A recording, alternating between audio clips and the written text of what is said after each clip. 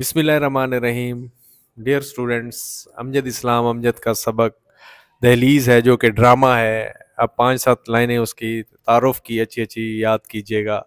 امجد اسلام امجد نے بطور شاعر، ڈرامہ نویس، سفرنامہ نگار، نقاد اور مترجم کی حیثیت سے اپنی صلاحیتوں کا لوہا منوایا. امجد اسلام امجد کا اسلوب ایسا آئینہ ہے جو انسان کے دل کے جذبات، خوابوں اور محرومیوں کو سادہ مگر مؤثر انداز میں پیش کرتا ہے.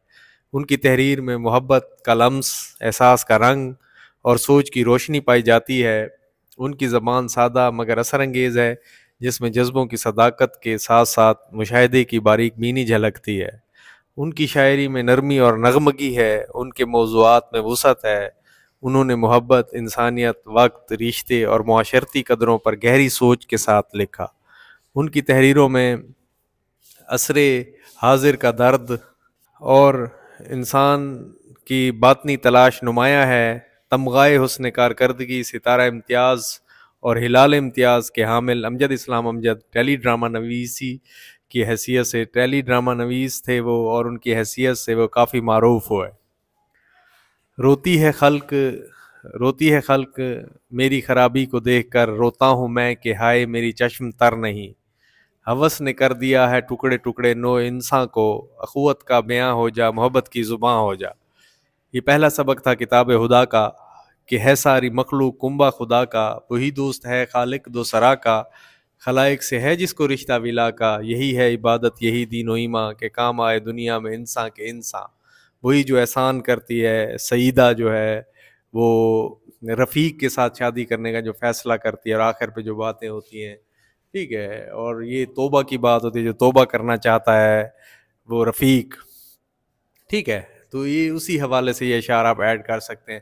خدا رحم کرتا نہیں اس بشر پر، نہ ہو درد کی چوٹ جس کے جگر پر.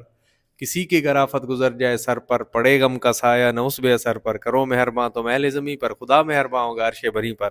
کسی پر احسان کرنے سے اللہ تعالیٰ راضی ہوتا ہے، تو وہ احسان ہی کیا، لیکن آخر پہ سیدہ کے والد کہتے ہیں کہ آپ نے احسان جتانا نہیں ہے. ضمیر کی عدالت میں ضرور جایا کرو، کیونکہ وہاں کبھی غلط فیصلے نہیں ہوتے. رفیق جو معافی اور خود کو سزا دینے کی بات کرتا ہے. اچھا، وہ پوچھتے ہیں کہ دل مبتلا کا حال، اور ہم جواب میں فقط آنسو بہائے جاتے ہیں. اچھا، عشق سنتے تھے جسے ہم، یہ وہی ہے شاید، خود بخود دل میں ہے ایک شخص سمایا جاتا. یہ بھی اس کی محبت کے حوالے سے ہے کہ وہ خالد سے پہلے خالد سے محبت کرتی ہے، پھر رفیق سے شادی کا فیصلہ کرتی ہے سیدہ. دوستی درد کا درماں بھی ہے، راحت بھی ہے. دل کو جو چین ملے وہ تیری صحبت بھی ہے.